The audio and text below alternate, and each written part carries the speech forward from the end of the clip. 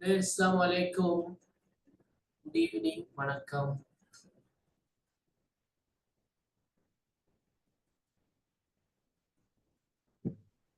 நான் பேசுறது தெளிவா वालेकुम இருக்குதா? सलाम। பஹமிதா தெளிவா இருக்குதா? தெளிவா கேக்குதா பேசுறது? ओम सर கேக்குது। ஓகே.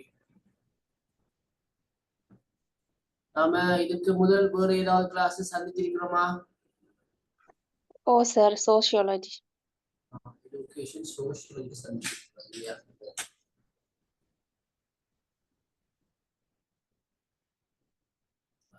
இந்த குரூப் எத்தனை பேர் வாழ இருக்கீங்க?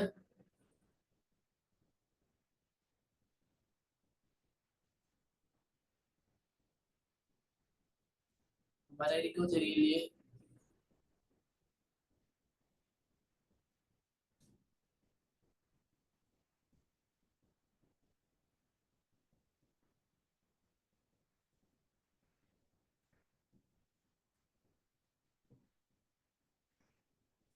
சரி, ஓகே. நாங்க இன்னைக்கு முதலாவது கிளாஸ் நாங்க ஆரம்பிக்க போறோம். எஜுகேஷன் பிலோசபி, கல்வி தத்துவம்.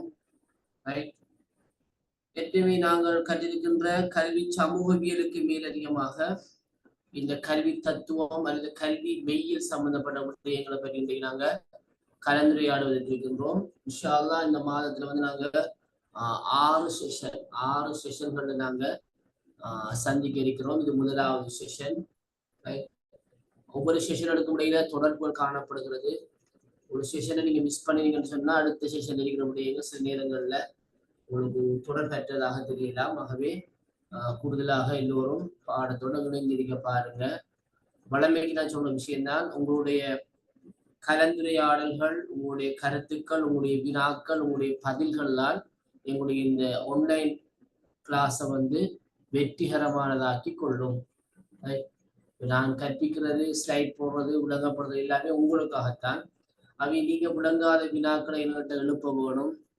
உங்களுக்கு விளங்கி விட்டதா நான் கற்பிக்கிறதுங்கிற முடியை அறிஞ்சு கொள்றதுக்கு நான் கேட்கின்ற கேள்விகளுக்கு கூச்சப்படாமல் வெட்கப்படாமல் பதில் அளிக்க வேண்டும். ஏதும் சந்தேகங்கள் இருந்தாலும் அந்த சந்தேகங்களை நீங்க இந்த கிளாஸ் கூடாகவே நீங்க நிவர்த்தி செய்து கொள்ளலாம். சரிதானே? அவை இந்த கிளாஸின் மூலமாக நீங்க முழுமையான பிரயோசனத்தை அடைய வேண்டும் சொல்லி முதலாவது வகுப்பிலேயே நான் உங்களிடம் வினயமாக வேண்டிக் கொள்கின்றேன். ரைட். இப்ப நான் ஸ்லைடை ஷேர் பண்றேன், பாருங்க.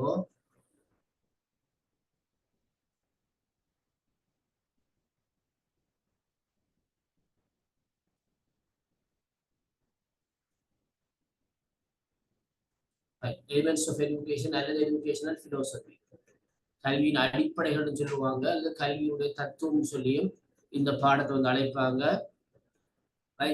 இதுல நாங்க இன்றைக்கு நாங்க கல்வி சம்பந்தமாகத்தான் முதலாவதாக நாங்க பார்க்கணும். ஏன்னா இந்த பாடத்துல பிரதானமாக நாங்க பார்க்க போறது கல்வி தத்துவியலாளர்களை தான் பார்க்க போறோம். ரைட். அன்றைக்கு நாங்க பார்க்க போறோம் கல்வியோடு சம்பந்தப்பட்ட அடிப்படையான விடயங்களை மாத்திரம் நாங்க பார்க்க போகிறோம். ரைட். அதுக்கு பிறகு உள்ள விஷயங்கள் தான் நாங்க கல்வி தத்துவவியலாளர்கள் அவங்களுடைய தத்துவ ரீதியான கருத்துக்கள் போன்ற விடயங்களை நாங்க கலந்துரையாடுவதற்கு இருக்கின்றோம். சரியா பிள்ளைகள்? ஓகே. நீங்க கூச்சப்படாமலுக்கு உங்களோட கருத்துக்களை எல்லாம் தைரியமாக சொல்லலாம். நாங்கள் ஒரு கலந்துரையாடல் முறையின் மூலமாகத்தான் இந்த பாடத்தை நாங்கள் கொண்டு செல்ல வேண்டி இருக்கிறது என்பதை நான் மீண்டும் முறை உங்களுக்கு ஞாபகப்படுத்தி கொள்கின்றேன். சரிதானே?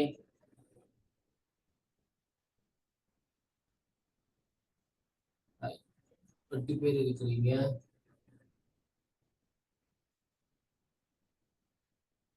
ஹசானா, நுஷ்ரா, அஷீனா,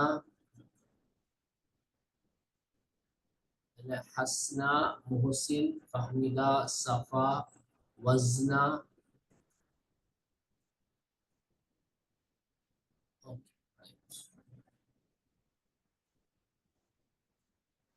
இப்ப பிள்ளைகள் உங்கள்கிட்ட தான் ஒரு முதலாவது கேள்வியை நான் எழுப்புறேன். இந்த கல்வி என்றால் என்ன? ஏதாவது அறிஞ்சு வச்சிருக்கிறீங்களா? எஜுகேஷன் என்ன? யாருக்காவது தெரியுமா பிள்ளைகள்?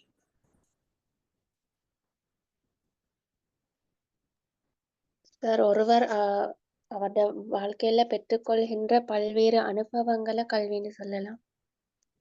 ஒருவர் பெற்றுக்கொள்கின்ற பல்வேறு விதமான அனுபவங்கள், எக்ஸ்பீரியன்ஸ், கல்வி சொல்லலாம். வேறு யாராவது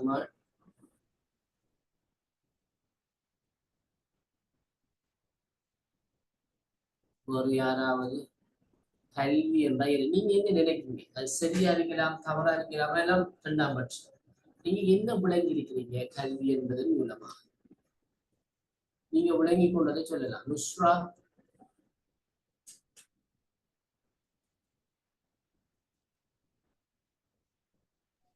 சரி, கல்வி என்பது குழந்தைகளை உடல் மற்றும் மன வளர்ச்சியில் அறிவு நல்லொழுக்கம் ஆகிய மதிப்புடன் வளர்க்க உதவும் சமூக அமைப்பு தான் கல்வி என்று நாங்க சொல்றோம். குழந்தைகள் மத்தியில் உருவாக்குகின்ற அறிவு நல்லொழுக்க வளர்ச்சியை உருவாக்க உதவுகிறதுன்னு சொல்றீங்க. ஓகே ஹசானா. Yes, okay. உங்களோட கருத்துக்களை பார்க்கலாம். நுஸ்ரா, ஹஷீனா?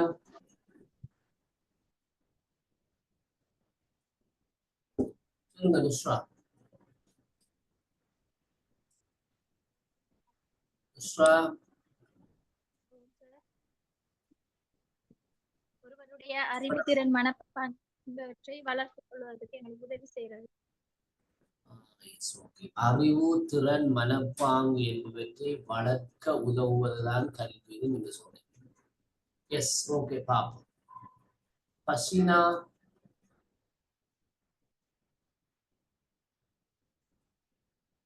ஹசீனா?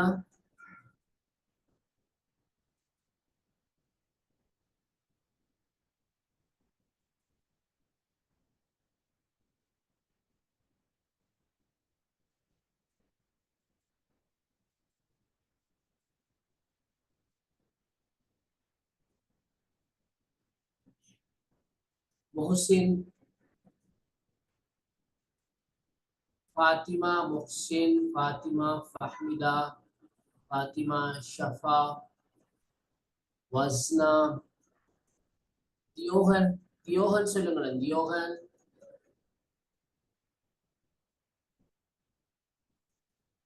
தியோகன்?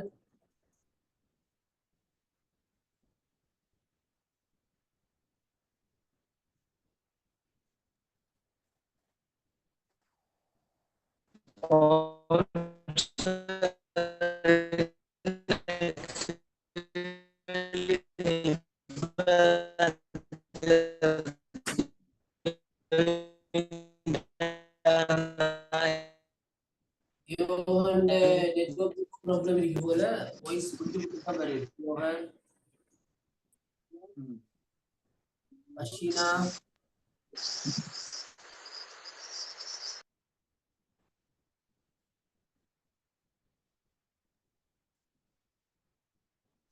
சரி, உலகை மாற்ற பயன்படுத்தக்கூடிய மிக சக்தி வாய்ந்த ஆயுதம் கல்வி என்றும் கொள்ளலாமா?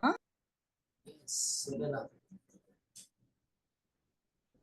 நிரந்தரமான ஒரு மாற்றத்தை ஏற்படுத்தக்கூடியதாக இருப்பதனால அது நாங்க கல்வி என்று நாங்க சொல்றோம். எனவே கல்விக்காக கொடுக்கப்பட்ட வரைவிலக்கணங்கள்ல பல விமர்சனங்களும் இருக்கிறது. ஏன்னா கல்வியின் மூலமாக இந்த உலகம் நன்மை அடைந்ததை விட இப்போது தீமைதான் அதிகமாக அடைந்து கொண்டிருக்கிறது. கல்வியாளர்கள், சிந்தனையாளர்கள், விஞ்ஞானிகள் எல்லாம் இந்த உலகத்துடைய அழிவுக்கு, நாசத்துக்கு எல்லாம் காரணமாக இருக்கிறார்கள். குற்றச்சாட்டு இருக்கிறது.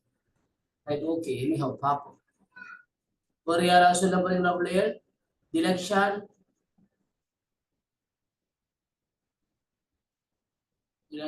திலக்ஷன் தான் வந்திருக்கிறார் போல. திலக்ஷன்? சார்.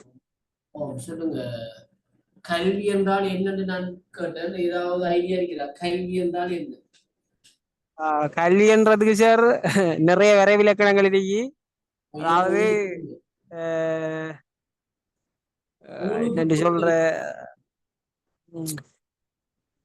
அறிஞர் சொன்னதை கூறியா சார், ஒரு தத்துவியலாளர்.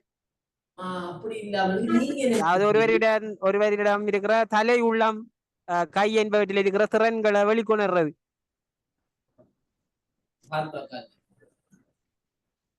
காந்தி சொன்னது சார். 3H சொல்லுவாங்க. Head, heart, hand. ஓகே, பாப்போம். நாங்க எஜுகேஷன் பிலோசபிங்கிற பாடத்துல முதலாவதாக கல்வியை பத்தி கொஞ்சம் பார்க்க வரும் பிள்ளையார். கல்வி என்றால் என்ன? இதான் கேள்வி நான் உங்களோட கேட்டது. கல்வி என்ற எண்ணக்கருவினுள் நிலையான அம்சங்கள் காணப்பட்டாலும் சமூக பொருளாதார அரசியல் காரணிகளினால் அதன் வரையறைகள் மாற்றமடைந்து உள்ளன. என்ன சொன்னால் இப்ப நாம கல்வின்னா என்னன்னு சொல்லுவோம்னா தகவல் தொடர்பான தொழில்நுட்பம் அல்லது செயற்கை நுண்ணறி AI ஆர்டிபிஷியல் இன்டெலிஜென்ஸ் இப்படியான விடயங்களை அறிஞ்சு கொள்றது, இதுல முன்னேற்றம் அடைகிறது, இதுல விருத்தி அடைகிறது தான் இப்போது நாம கல்வின்னு சொல்லுவோம்.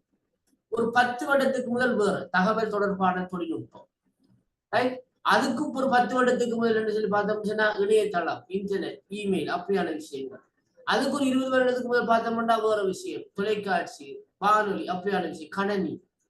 இவ்வாறு ஒவ்வொரு காலப்பகுதியையும் ஒவ்வொரு விதமான விடயங்கள் சமூகத்துல முக்கியத்துவம் கொடுத்து பார்க்கப்படுகின்ற போதும் அந்த சமூகம் முக்கியத்துவம் கொடுக்கின்ற விடயங்களோடு தொடர்படுத்தித்தான் கல்விக்கான வரைவிலக்கணம் அல்லது கல்வி என்றால் என்ன என்று சம்பந்தமான வரைவிலக்கணங்கள் வழங்கப்பட்டுள்ளது. ஆகவே ஒரு 15ஆம் நூற்றாண்டில அல்லது 7ஆம் நூற்றாண்டில அல்லது 1ஆம் நூற்றாண்டில கல்விக்கு வழங்கப்பட்ட வரைவிலக்கணம் இப்போ வழங்கப்படுற வரைவிலக்கணத்தை கொண்டு நிச்சயமாக மாற்றமடைந்ததாகத்தான் இருந்திருக்கும். இப்ப கிறிஸ்துக்கு பின் 7ஆம் நூற்றாண்டுக்கும் 15ஆம் நூற்றாண்டு நாங்கள் சொல்லுவோம் சமயத்துடைய செல்வாக்கு இடம்பெற்ற காலம், மத்திய காலம் சொல்லுவோம். சமய செல்வாக்கு அதிகமாக இடம்பெற்ற காலம். இந்த காலப்பகுதியில சமய தொடர்பான நம்பிக்கைகள், சமயத்தோடு தொடர்பான அம்சங்களை பற்றி அறிந்து கொள்வதுதான் கல்வியாக இருந்திருக்கு. 16ஆம் 17ஆம் நூற்றாண்டுகள்ல தான் கைத்தொழில் புரட்சி ஏற்பட்டுச்சு ஐரோப்பாவில். இந்த கைத்தொழில் புரட்சியில தொழில்நுட்ப ரீதியாக ஏற்பட்ட முன்னேற்றம், விஞ்ஞான வளர்ச்சி என்பவற்றோடு தொடர்பான விஷயங்கள் தான் அப்போது கல்வியாக பார்க்கப்பட்டிருக்கு. அதுக்கு பின்னரான காலப்பகுதியில் பார்க்கும்போது இணையதளம், அதுக்கு பின்னரான காலப்பகுதியில் பார்க்கின்ற போது நாங்கள் சமூக வலைத்தளங்கள், தகவல் தொடர்பான தொழில்நுட்பம், இப்படி பல்வேறு காலப்பகுதியில பல்வேறு அம்சங்களை சமூக முக்கியத்துவம் மிக்கதாக கருதுகின்ற போது கல்வியுடைய வரைவிலக்கணமும் கல்வி என்ற எண்ணக்கருவுக்குள் அடங்குகின்ற விடயங்களும் நிச்சயமாக மாற்றமடைந்துதான் இருக்கும். இதைத்தான் நாங்க பொதுவா சொல்றோம். அதனாலதான் இங்க கேட்கணும் ஒவ்வொருவரும் ஒவ்வொரு வரைவிலக்கணம் சொல்லி ஒரு வரைவிலக்கணம், ஹஸ்னா ஒரு வரைவிலக்கணம், ஹசானா ஒரு வரைவிலக்கணம், டிலக்ஷன் ஒரு வரைவிலக்கணம், ஒவ்வொரு ஆளும் ஒவ்வொரு வரைவிலக்கணம் சொல்றதுக்கான காரணம் அதான். ஆகவே எல்லோருடைய வரைவிலக்கணமும் பிழை அல்ல, எல்லா வரைவிலக்கணங்களும் சரிதான். ஆனா நாம் இந்த வரைவிலக்கணத்திலிருந்து ஒரு பொதுவான விஷயத்துக்கு நம்ம வர வேணும். பொதுவாக நாங்க இப்போது முக்கியத்துவம் கொடுக்கணும் ஒரு விஷயத்துக்கு நாங்க வர வேணும். அதை நாங்களே பார்க்க போறோம். சரியா? ஓகே, அடுத்த பாருங்க. கல்வி என்பது சமூகத்தின் ஏதாவது செயல்முறை மூலம், கல்வி என்பது சமூகத்தின் ஏதாவது ஒரு செயல்முறை மூலம் தனியாளிடம் சிறந்த உளநிலை வளர்ச்சியினை ஏற்படுத்துகின்ற. சிறந்த உளநிலை என்ன நடக்கும்? அவருக்கு அறிவு வளரும், மனப்பாங்கு விருத்தி அடையும், திறன்கள் வளர்ச்சி அடையும், ஆளுமை விருத்தி அடையும். ஒரு தனிநபரிடம் வந்தமால் சிறந்த உடல்நிலை ஏற்படுமாக இருந்தா அதன் மூலமாக அவருடைய அறிவாற்றல் வளரும், மனப்பாங்கு விருத்தி அடையும், திறன்கள் வளர்ச்சி அடையும், ஆளுமை விருத்தி அடையும். இதெல்லாம் நடக்கும். இதை ஏற்படுத்துகிற செயல்முறைதான் கல்வியாகும் என்று R.S. பீட்டர்ஸ் என்பவர் குறிப்பிடுவார். R.S. பீட்டர்ஸ் உடைய வரைவிலக்கணம் கல்வி என்பது சமூகத்தின் ஏதாவது ஒரு செயல்முறை மூலம் தனியாரிடம் சிறந்த உளநிலை வளர்ச்சியை ஏற்படுத்தும் செயல்முறையாகும் என R.S. பீட்டர்ஸ் குறிப்பிடுகிறார். ஜோன் டூய் என்கின்ற அமெரிக்க கல்வியாளரோட வரைவிலக்கணத்தை பாருங்க. இதற்கு ஒரு ஆள் தெளிவாக யாரு வாசிச்சு காட்ட போறீங்க? கல்வி வாழும் செயல்முறையே அன்றி எதிர்கால வாழ்க்கைக்கு ஆயத்தமாவது அன்றி. கல்வி என்பது அனுபவங்களை ஒழுங்கமைப்பதும் மீளமைப்பதும் ஆகும். ஜோன் டூய். என்ன மாதிரி இதை கருதுறீங்க நீங்க?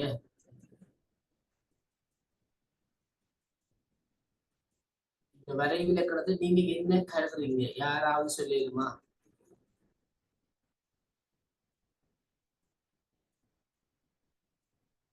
யாராவது இவராவது இது சம்பந்தமாக எனக்கு விளங்கப்படுத்திடுமா?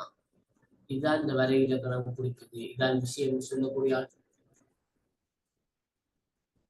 சார் அப்படின்னா சந்தர்ப்பத்துக்கு ஏத்த மாதிரி எங்களை நாங்க மாற்றி அமைத்துக் கொள்றது, எங்களோட நடத்தையில மாற்றத்தை கொண்டு வர்றது. எஸ், கண்டிப்பா. வருமா நீலு ஃபாத்தி சொல்லுங்க.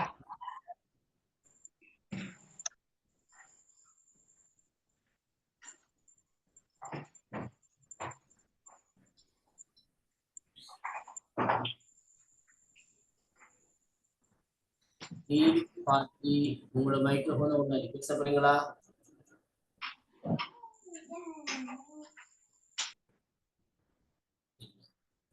வேற யாராவது சொல்ல ஐடியா இருக்கமா இதுல?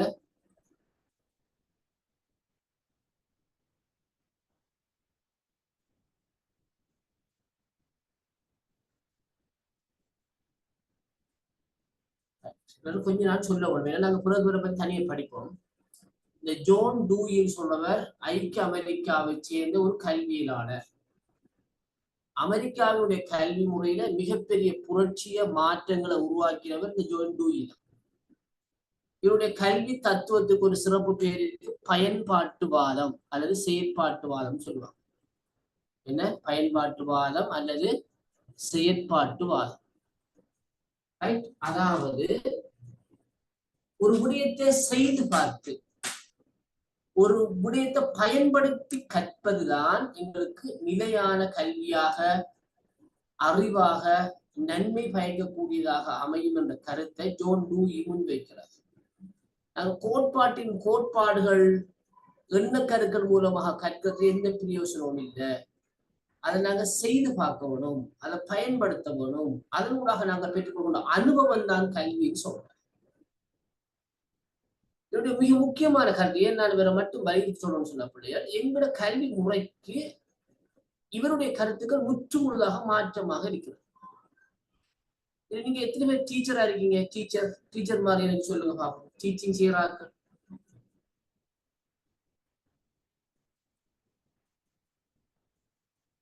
யார் மாதிரி டீச்சரா இருக்கிறார்கள்? யார்? ஹசானா டீச்சரா? ஓ சார். என்ன பாடம்? தமிழ் பாடம் சார். தமிழ் பாடம். மிஸ்ரா டீச்சரா? மிஸ்ரா டீச்சரா? என்ன பாடம்? ஜியோகிராஃபி. மிஸ்ரோட சவுண்ட் போதாங்க, கொஞ்சம் ஒலிமை வைங்க. சரி மல்பு. ஓகே. டேவிட்சன்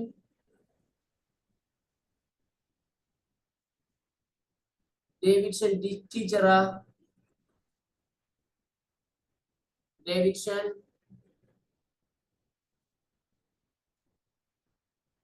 இல்ல சார். ஓகே. ஃபஷீனா டீச்சரா? இல்ல சார். ஃபஷீனா. ஃபாத்திமா ஹஸ்னா? ஓ சார். என்ன பாடம்? காமர்ஸ். முஹசின், ஃபாத்திமா முஹசின்? ஓ சார். என்ன பாடமா? காமர்ஸ். ஃபஹ்மிதா? ஓம் சார். ஐசிடி பாடம். ஐசிடி. அப்ப ஓகே. இஸ்னா?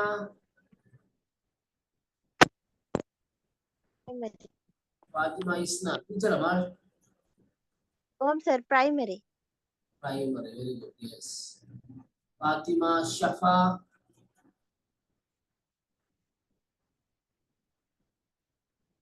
Safa? NM Safa? இல்ல சார். நீலு ஃபாத்தி. அதான் பேர் இருக்கு. என்ன அதான் பேர் தெரியல எனக்கு.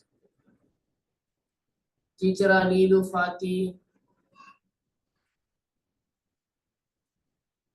நீலு ஃபாத்தி டீச்சரா?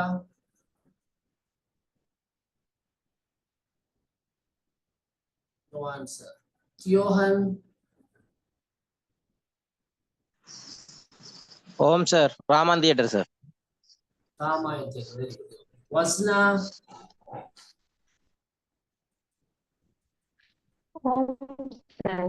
தமிழ் பாடம். Yes, okay. அப்ப உங்களுக்கு ஏன்னு சொன்னால் இந்த டீச்சர்மாருக்கெல்லாம் தெரிஞ்சிருக்க போனோம். எங்களோட நாட்டுல கல்வியின் தேசிய இலக்குகள் காணப்படுது. கல்விக்கு தேசிய இலக்குகள் இருக்கு. எத்தனை இலக்குகள் இருக்கு பிள்ளைகள்? கல்வியினுடைய தேசிய இலக்குகள் எத்தனை? டீச்சர்மாரும் சொல்லுவோம். 8. 8 இருக்கு. எஸ். இந்த தேசிய இலக்குகளை நிர்ணயிக்கிற நிறுவனம் எது? யார் இது? தேசிய கல்வி ஆணைக்குழு. Very good, very good. NEC, national education commission. Okay. அப்ப இந்த தேசிய இலக்குகள் நீண்ட காலகட்டத்துல அடைய எதிர்பார்க்கப்படுகின்ற இலக்குகள். எங்களோட பாடசாலை முதல் பல்கலைக்கழகம் வரை எங்களோட நாங்க கல்வி கற்பதில நோக்கம் என்று சொன்னா அந்த தேசிய இலக்குகள் 8ஐயும் அடைஞ்சு கொள்வது. நல்ல விளைவுகளோம். அந்த தேசிய இலக்குகள் 8ஐயும் நாங்க அடைஞ்சு கொள்வது. அப்ப இது எப்ப அடைஞ்சு கொள்ளலாம்? அது அடைகிறதுக்கு 10, 20, 30, 40, 50 வருடங்கள் எடுக்கும். மிக நீண்ட கால இலக்குகள். சரியோ? ஜோன் டூய் என்ன சொல்றாருண்டா, இப்படி 50 வருஷத்துக்கு பிறகு நாம அடைகிற ஒரு இலக்கை நோக்கி நாம இப்ப ஆயத்தமாக வேணுமான்னு சொல்றாரு. கேள்விக்கு நியாயத்தை பாருங்க. ஒரு 50 வருஷத்துல 40 வருஷத்துல நாங்க அடைய இருக்கின்ற ஒரு இலக்கை நோக்கி இப்ப நாம பயணிக்கிறது சாத்தியமா? நாம 50 வருஷத்துக்கு பிறகு நாம அடைய எதிர்பார்க்கிற நோக்கம் நமக்கு தேவையில்லாம போன என்ன செய்யணும்? உலகம் வேகமா மாறுது தானே. என்ன, இப்ப உலகம் மிக வேகமாக மாறிக்கொண்டு வருது. நம்ம பேசவே அறியவே முடியாத கேள்விப்படாத விஷயம் செயற்கை நுண்மதி, AI, ஆர்டிபிஷியல் இன்டெலிஜென்ஸ். இப்ப உலகத்துல யுத்தங்கள்ல கூட பயன்படுத்தப்படுகிறது. பார்த்திருப்பீங்க. என்ன, சிகிரியா சுவரோபியங்களை உயிருள்ள பெண்கள் நடனமாடுவது போன்று இப்போது காட்சி அமைக்க முடிகிறது ஆர்டிபிஷியல் இன்டெலிஜென்ஸால. பார்த்திருப்பீங்க, நீங்க Facebookல எல்லாம் போட்டிருந்தாங்க. நம்ப முடியாம இருக்கிறது. ரைட்? ஒருவருடைய வீடியோவை அச்சொட்டாக இன்னொருவருடைய வீடியோவாகவே மாற்ற முடியும். செயற்கை நுண்மதியின் ஊடாக. இப்ப உலகம் வேறு ஒரு திசை நோக்கி பயணிக்குது. மிக வேகமாக உலகத்துல மாற்றம் இடம்பெறுது. அப்ப நம்ம 40 வருடத்துல 30 வருடத்துல அடைய இருக்கின்ற இலக்கை நோக்கி எங்கள் நாட்டுல கல்வி கற்கிற 50 லட்சம் மாணவர்களையும் அந்த இலக்கை நோக்கி பயணிக்க வைக்கிறது சாத்தியமா? தேவையா? பொருத்தமானதா? சொல்லுங்க. நீங்க எல்லாரும் டீச்சர் தானே, சொல்லுங்க. டீச்சர்ஸ் மாதிரி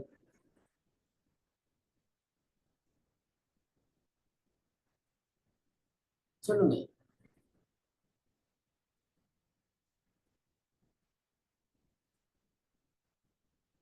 சாத்தியமா? இப்ப இந்த தேசிய இலக்குகளை நோக்கி தான் என்ன செய்யறோம்? எங்க நாட்டுல பாட புத்தகங்கள், ஆசிரியர் அறிவுரை வழிகாட்டி எல்லாம் தயாரிக்கப்படுது. டீச்சர் கைட் புக்ஸ் எல்லாம் அந்த அடைகிற வழிகள் தான். என்ன, அந்த தேசிய இலக்குகளை பொது குறிக்கோள்களாக பிரிக்கிறாங்க. அந்த பொது குறிக்கோள்களை சிறப்பு நோக்கங்களாகவும் தேர்ச்சி மட்டங்களாகவும் பிரித்து நாங்க வகுப்பறையில கற்பிக்கிறோம். வகுப்பறையில கற்பித்து கொண்டு அப்படியே கொண்டு போய் நாங்க எங்க சேர்க்க போறோம்? கல்வியில தேசிய இலக்கு அடைகிற வழியை நோக்கி நாங்க பிள்ளைகளை நாங்க நகர்த்த போறோம். அப்ப ஜோன் டூய் சொல்றார், கல்வி என்பது வாழும் செயல்முறை. இப்ப இன்றைக்கு உங்களுக்கு என்ன தேவையோ அதான் கல்வி. இப்ப உங்களுக்கு என்ன தேவையோ அதான் கல்வி. உங்களுக்கு தெரியும், 2 வருஷத்துக்கு மேல எங்க நாடு மிக மோசமாக பொருளாதார நெருக்கடிக்கு கொடுத்து இருந்துச்சு. என்ன, மிக மோசமாக பொருளாதார நெருக்கடிக்கு கொடுத்து இருந்துச்சு. எங்களோட நாட்டுல நிறைய பொருளியல் அறிஞர்கள் இருந்தாங்க, பேராசிரியர்கள் இருந்தாங்க, தத்துவ ஞானிகள், கல்வி கலாநிதிகள் எல்லாம் இருந்தாங்க. யாராலேயாவது தீர்வு காண முடிஞ்சிச்சா? யாராவது இதுதான் வழி, இதைத்தான் செய்ய வேணும், இதைத்தான் செஞ்சாங்களா? இல்ல. கடைசியா நாங்க எங்க போய் கையை கட்டிக்கணும்? IMF கூட போய் கையை கட்டிக்கணும். கடன் தாங்கன்னு சொல்லி அங்கதான் கையை கட்டி கொண்டாங்க. 2மே தவிர நாங்க என்ன செய்யல. எங்கட பொருளாதார பிரச்சனைக்கான தீர்வை நாங்க காணல. ஏன்னு சொன்னா எங்களுக்கு நடைமுறை அனுபவம் இல்லை. நாங்க எல்லாம் கோட்பாடு தியரி எல்லாம் படிக்கிறோம். நாங்க 50 வருஷத்துக்கு பிறகு அடைய இருக்கின்ற இலங்கையோட தேசிய ஒற்றுமை, நல்ல பிரதிகளை உருவாக்குதல், ஜனநாயக ரீதியான நிறுவனங்களை பலப்படுத்துறது, நாட்டு அபிவிருத்திக்கு ஒத்துழைப்பு வழங்குறது, இதான் எங்களோட இலக்கு. இது நோக்கி தான் பயணிக்கவே தவிர இப்ப எங்களுக்கு சாப்பிடுறது சாப்பாடு இல்லை. இப்ப எங்களுக்கு சாப்பாடு இல்லை சாப்பிடறதுக்கு, அதுக்கு தீர்வு இல்லை. ஆனா நாங்க நற்பிரஜைகளை நோக்கி நாங்க இணைகிறோம். மாணவர்களை வழிநடாத்துற திட்டத்துல நாங்க இருக்கிறோம். அதான் ஜோன் டூய் சொல்றார், கல்வி வாழும் செயல்முறையை அன்றி எதிர்கால வாழ்க்கைக்கு ஆயத்தமாவதில்லை. 50 வருஷத்துக்கு பிறகு நாங்க இப்படி வாழ போறோம், இதுக்குதான் நாங்க இப்ப ட்ரை பண்ணி கொண்டிருக்கோம்னு சொல்லி எதிர்கால வாழ்க்கைக்கு நான் எங்களோட பிள்ளைகளை ஆயத்தம் செய்யறது இல்லை. கல்வி என்பது அனுபவங்களை ஒழுங்கமைப்பதும் மீளமைப்பதுமாகும். இப்ப நாம கடந்த காலம் தவறு செஞ்சிருக்கோம், எல்லாம் விளையணும். நாங்க பொருளாதாரத்துல விழுந்துட்டோம், நாடு பங்குரோட் ஆயிடுச்சு. ஏன் விழுந்துச்சு? ஏன் இந்த பொருளாதார நெருக்கடி வந்துச்சு? ஏன் எங்களால பெட்ரோலையோ கேஸையோ வாங்க முடியாம போனுச்சு? எங்களை அந்நிய சிலாவணிக்கு என்ன நடந்துச்சு? இதுல பாடம் படிச்சு இந்த பிரச்சனை இனிமேல் வராமலுக்கு நாங்க எங்களை மாற்றிக்கொள்றது, ஒழுங்கமைக்கிறதுக்கு பேர் தானே என்ன? கல்வின்னு சொல்றாரு. பாருங்க, எப்ப சொல்றாரு? 1950ஆம் ஆண்டு கால பற்றி சொன்ன கருத்து இன்றைக்கு இல்ல, இன்னைக்கு 75 வருஷத்துக்கு சொன்ன கருத்து. அப்போ மிக முக்கியமான கருத்து, கல்வி வாழும் செயல்முறை. இன்றைக்கு வாழ்றதுதான் கல்வி, எதிர்காலத்துல வாழ்றதுக்கு இல்லை. கல்வி என்பது அனுபவங்களை ஒழுங்கமைப்பது மீளமைப்பதுமாகும் என்று ஜோன் டூயி குறிப்பிடுவார். எந்த நாட்டு சிந்தனையாளர்?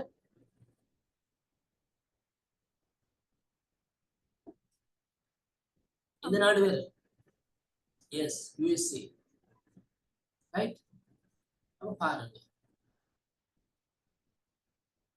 அதே போல இந்தியாவுடைய கல்வி சிந்தனையாளர் ஜி டு கிருஷ்ணமூர்த்தி அவர் ஒரு வரைவிலக்கணம் கொடுத்திருக்கிறார். கல்வி என்பதன் உண்மையான பொருள் சுய விளக்கம் பெற்றுக் கொள்வதாகும். நீங்க யாரு? நீங்க யார்?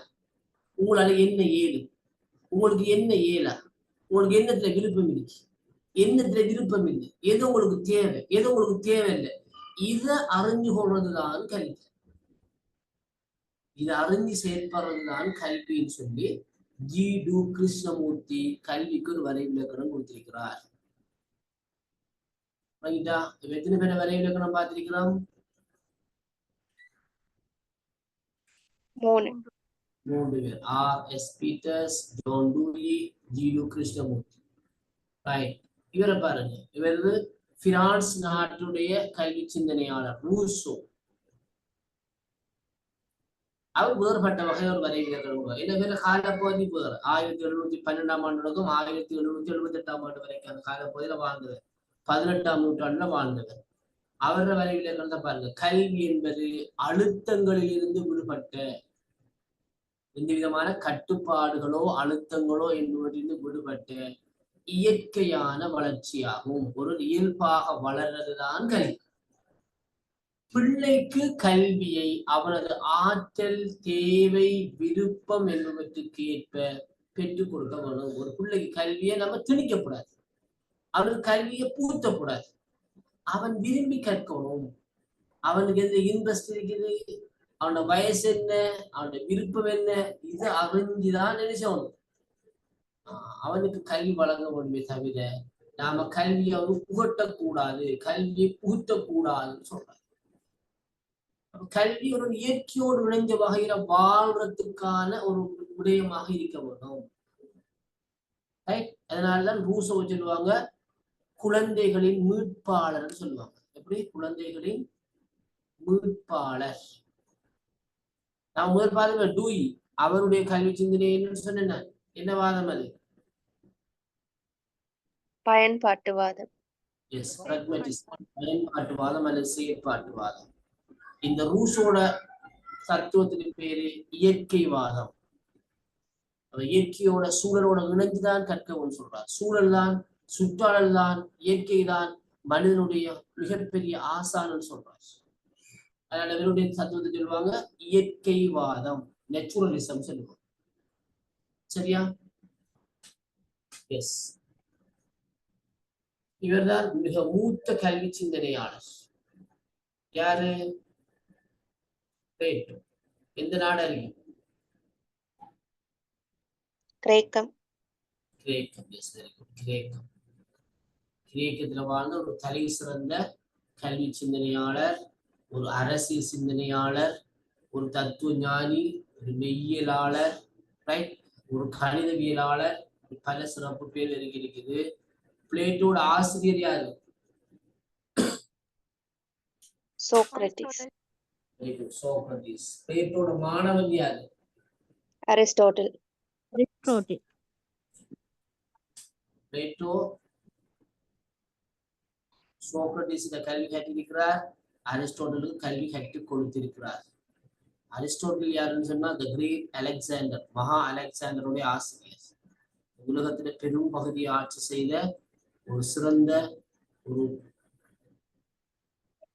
போர் நடவடிக்கையில வெற்றி கொண்ட ஒரு மாவீரன் தான் மகா அலெக்சாண்டர். அவருடைய ஆசிரியர் தான் அரிஸ்டாட்டில். அந்த அரிஸ்டாட்டில் ஆசிரியர் தான் பிளேட்டோ. அவர் கல்வி கொடுத்த வரைவில் நாங்க தனியை வரை பார்ப்போமா, தனியை படிக்க உங்களை பத்தி தான் படிக்க போறோம். நாட்டுக்கு நன்மை அளிக்கக்கூடிய சிறந்த அறிவுள்ள பிரஜையை உருவாக்குவதே கல்வியாகும். அவருடைய வியூ வந்து அரசியல் கண்ணோட்டத்தில் இருப்பார். நாட்டுக்கு நன்மை தரக்கூடிய சிறந்த அறிவுள்ள பிரஜையை உருவாக்குவதே கல்வியாகும். இவருடைய காலப்பகுதி கிறிஸ்துக்கு முன் 4ஆம் நூற்றாண்டு. கிறிஸ்துக்கு முன்னால் ஆக பழமையான இவர் தான்.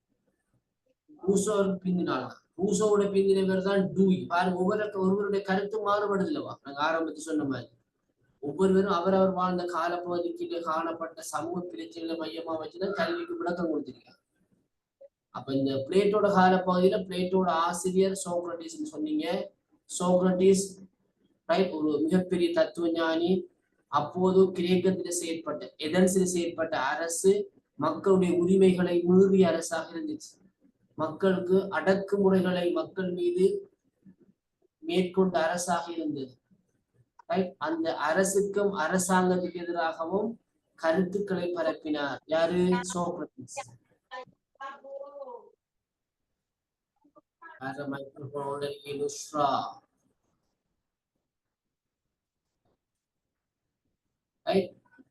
அப்ப அடக்குமுறைக்கு எதிராக குரல் கொடுத்தார். இதனால கிரேக்க எதென்ஸ் அரசாங்கம் அவரை கைது செய்து சிறையில் அடைத்தது.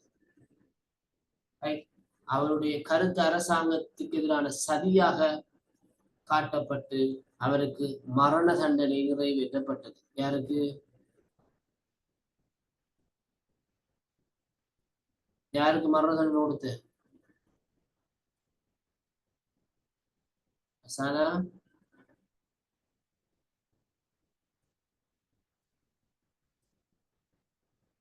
மரண தண்டனை நிறைவேற்றப்பட்ட யாருக்கு?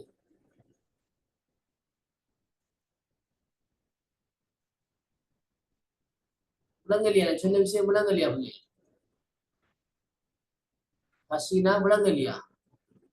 இல்ல சார். அதாவது பிளேட்டோட ஆசிரியர் சோக்ரட்டிஸ் இருக்காதானே? சோக்ரட்டிஸ் வாழ்ந்த கால பகுதியில பிளேட்டோக்கெல்லாம் கல்வி கற்றுக் கொடுத்து கொண்டிருந்த கால பகுதியில அந்த நாட்டுல செயற்பட்ட எதென்ஸ் அந்த நாடு நகர அரசுன்னு சொல்லுவாங்க. அதுல செயற்பட்ட அரசாங்கம் மக்களுடைய உரிமைகளை மீறக்கூடிய அரசாங்கமா இருந்துச்சு. மக்களுக்கு துன்பம் விளைவிக்கக்கூடிய அரசாங்கமாக இருந்துச்சு. மக்கள் மீது அதிகமான வரிகளை சுமத்தின அரசாங்கமா இருந்துச்சு. அதுக்கு எதிராக சோக்ரட்டிஸ் குரல் கொடுத்தார். அரசாங்கம் மக்களின் உரிமைகளை நசுக்குகிறது என்று அரசாங்கத்துக்கு எதிராக குரல் கொடுத்தார். இதனால அரசாங்கத்துக்கு எதிராக சதி திட்டம் தீட்டினார் என்று குற்றம் சுமற்றப்பட்டு சோக்ரட்டிஸ் சிறையில் அடைக்கப்பட்டார். அவருக்கு எதென்ஸ் அரசாங்கம் மரண தண்டனை விதித்தது. சரியா? இந்த மரண தண்டனையில இருந்து அவரை பாதுகாக்கிறதுக்கு சோக்ரட்டிஸ் மாணவனான பிளேட்டோ கடுமையா முயற்சி செய்தார். எப்படியாவது தண்ட ஆசிரியரை காப்பாற்றி விட வேணும் மரண தண்டனையில் இருந்து. ஆனால் எதென்ஸ் ஆட்சியாளர் சொன்னாங்க, சோக்ரட்டிஸ் தான் சொன்ன கருத்துக்காக பகிரங்கமாக மன்னிப்பு கோர வேணும்னு கேட்டாங்க. அது மட்டும் தான் கேட்டாங்க. நீ சொன்ன கருத்து தவறானது, அரசாங்கத்துக்கு எதிராக நீ பரப்பின கருத்து தவறானது, உடனடியாக பகிரங்க மன்னிப்பு கூட விடுதலை செய்யும் சொன்னாங்க. சோக்ரட்டிஸ் சொன்னார், நான் ஏன் மன்னிப்பு கேட்க வேணும்? நான் தவறான எதுவுமே கூறவில்லையே, நான் பொய் கூறல, நான் சரியானதான் சொன்னேன். சரியானது சொன்னது நான் ஏன் மன்னிப்பு கோர வேணும்னு சொல்லி அவர் மறுத்தார். அதனால நஞ்சூட்டி கொல்லப்பட்டார். அப்போது மரண தண்டனை நஞ்சு விஷம் கொடுத்து தான் கொல்லுவாங்க. விஷம் கொடுத்து கொல்லப்பட்டார். யாரு?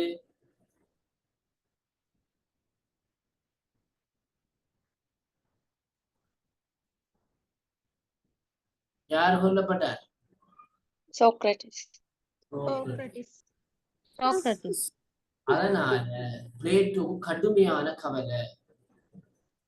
பிளேட்டோ சோக்ரட்டிஸை காப்பாற்ற முயற்சி செய்தாலும் சோக்ரட்டிஸ் செய்தது சரிதான். சோக்ரட்டிஸ் பிழை சொல்லல, பொய் சொல்லல, கிளர்ச்சி செய்யல, அவர் உண்மைய மக்களுக்கு சொன்னார் என்பதுல பிளேட்டோ உறுதியாக இருந்தார். அதனால பிளேட்டோ என்ன செய்யறாருண்டா, அந்த எதென்ஸ் நகரத்தை விட்டு வெளியேறி ஸ்டெகிரான் சொல்ற ஓரொரு நகரத்துக்கு போறார். அங்க ஒரு 20-30 ஆண்டுகள் வசத்துக்கு பிறகு திரும்ப வந்துதான் அவருடைய கல்வி தத்துவத்தை வெளியிடுறார். அதுதான் அவர் சொல்றார், நாட்டு மக்களுக்கு நன்மை அளிக்கக்கூடிய சிறந்த அறிவுள்ள பிரதியை உருவாக்குவதே கல்வியாகும். அங்க அவர் தனியப்பா ரைட். அவர் என்ன சொல்றாருன்னா, சுருக்கமாக ஒரு கல்வி கற்றவனாலதான், சிறந்த கல்விமானாலதான் ஒரு நாடு ஆட்சி செய்யப்பட வேண்டும். யாரு சிறந்த கல்வி கற்றவன் சொன்னா, கல்வி தத்துவ ஞானி. கல்வி தத்துவ ஞானி தான் நாட்டாள வேண்டும். ரைட். அப்ப நல்ல கல்வி கற்றவர்கள் தான் ஆட்சியாளர்களாக வர வேணும் என்ற கருத்தை அவர் முன்வைக்கிறார். இதனால இந்த பிளேட்டோவுடைய கல்வி தத்துவத்துக்கு ஒரு பேரு இலட்சியவாதம். என்ன வாதம்? இலட்சியவாதம், ஐடியலிசம் சொல்லுவாங்க. நடைமுறையில் இருக்கின்ற விடயத்தை ஆராயாமலுக்கு கற்பனையில அல்லது ஒரு இலட்சியத்தை நோக்கிய விடயங்களை நோக்கி இவருடைய கருத்துக்கள் காணப்படும். அப்ப 3 வாதம் பார்த்திருக்கேன். என்னென்ன வாதம்?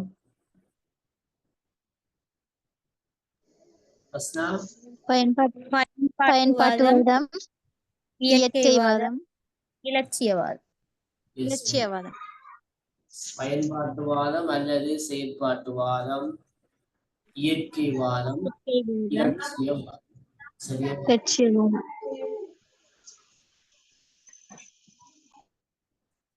சரி. இதான் மகாத்மா காந்தி டிரெக்ஷன் சொன்னது. நான் கல்வி என குறிப்பிடுவது பிள்ளைகளிடத்திலும் வளர்ந்தோரிடத்திலும் உடல், உள்ளம், ஆன்மா என்பவற்றில் உயர் நிலைகளை வெளிக்கொணர்வதாகும். உடல், உள்ளம், ஆன்மா என்பவற்றில உயர் நிலைகளை வெளிக்கொணர்வதாகும். அதாவது அவர் ஆன்மான்னு சொல்றது ஹார்ட், உடம்புன்னு சொல்றது ஹெட், உடல்னு சொல்றது கை. அதனால அவருடைய கொள்கையை சொல்லுவாங்க 3H: head, heart, hand. Head, heart, hand. யாரும் எனக்கு சொன்னீங்க? அறிவு, திறன், மனப்பாங்கு. யார் சொன்னது? கல்வி. நான் தான் சார். எஸ். அப்ப இதுல வந்து அறிவு, ஹார்ட் வந்து மனப்பாங்கு, ஹேண்ட் வந்து ஹேண்ட் கை வந்து திறன். அத நாங்க அறிவு, திறன், மனப்பாங்குன்னு சொல்லுவோம். மகாத்மா காந்தியினுடைய கல்வி சிந்தனை. சரியோ?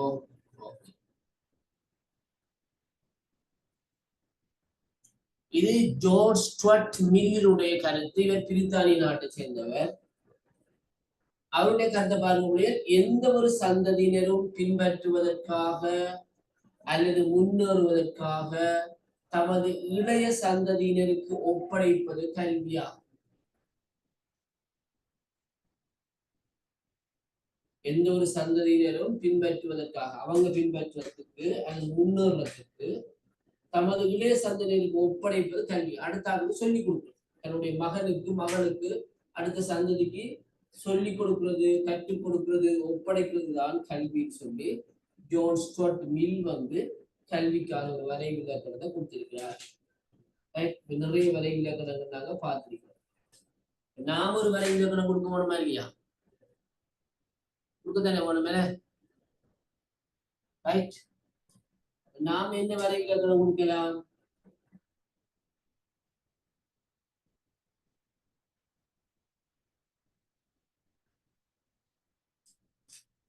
ரைட். அது ஒரு எளிமையா சொல்லுவாங்க, ஒரு தனிநபர்ல நிரந்தரமான நேரான, நிரந்தரமானதும் நேரானதுமான நடத்தை மாற்றத்தை ஏற்படுத்துவது கல்வியாகும். கற்றல் என்றாலும் அது கற்றல் என்றாலும் அதான் கல்வி என்றாலும் அதான் நிரந்தரமான நேரான நடத்தை மாற்றத்தை ஏற்படுத்துவது கல்வி. ஏற்படுத்தக்கூடியது கல்வி, ஏற்படுவது கற்றல். சரியா? ஓகே. இப்ப கல்வி பற்றிய புதிய எண்ணக்கருக்களை நாங்க பார்ப்போம். இதெல்லாம் வரைவிலக்கணங்கள் அறிஞர்கள்லாம். இப்ப நாங்க இந்த 21ஆம் நூற்றாண்டுல கல்வி பற்றிய புதிய எண்ணக்கருக்களை பற்றி நாங்க பார்க்க போறோம். இது 2 முக்கியமான எண்ணக்கருக்கள் இருக்கு. ஒன்று பாருங்க, வாழ்நாள் நீடித்த கல்வி எண்ணக்கரு. வாழ்நாள் நீடித்த கல்வி எண்ணக்கரு. இரண்டாவது என்ன?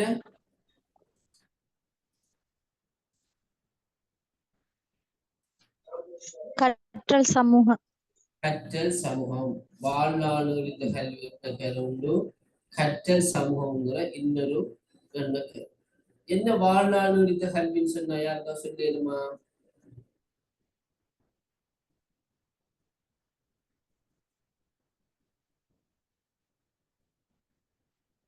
ஓம் சார். பிறப்பு முதல் இறப்பு வரை நாம ஏதோ ஒரு கல்வி செயற்பாட்டுடன் இருக்கும்.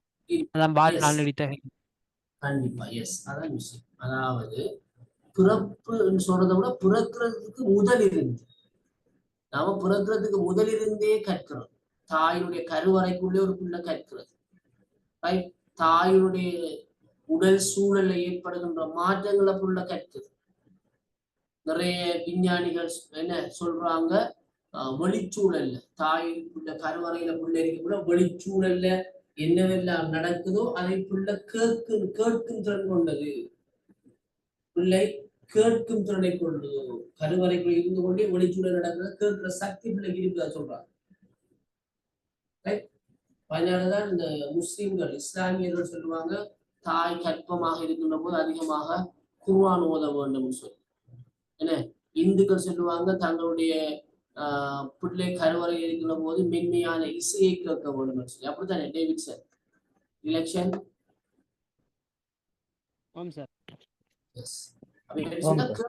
அந்த கேட்கின்ற திறன் இருக்கிறது. தாயுடைய கருவில் இருக்கக்கூடிய பிள்ளைக்கு கேட்கின்ற திறன் இருக்கிறது. அப்ப பிறப்புக்கு முதலிருந்து கல்வி ஆரம்பமாகிறது. ஒருவர் இறக்கும் வரைக்கும் அவர் கற்றுக்கொண்டே இருக்கிறார். இந்த கல்வி 3 வடிவங்கள்ல கிடைக்கும். பார்ப்போம். பிறகு முறைசார் கல்வி, முறைசாரா கல்வி, முறையில் கல்வி. முறைசார் கல்வி, முறைசாரா கல்வி, முறையில் கல்வி.